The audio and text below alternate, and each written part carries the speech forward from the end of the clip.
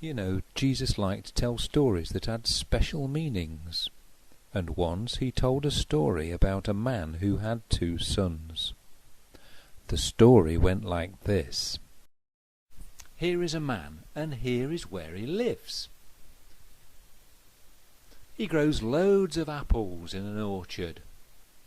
And one day he looks around the orchard and says to himself, "These apples are really red and rosy, and they're ready to be picked."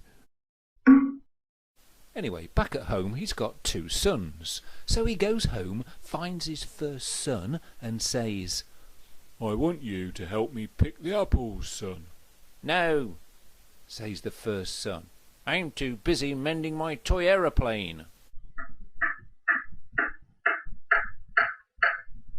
But after a while, the first son feels really sorry for what he said and picks up a basket and he walks off to the orchard to pick the apples. The man finds his second son. "I want you to help me pick the apples too, son," he says.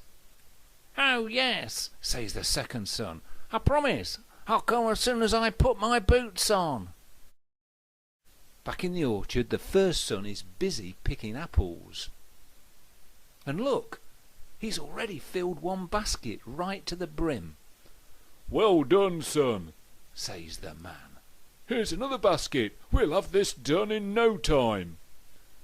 They work together until all the apples have been picked. But there's no sign of the second son. So what do you think's happened?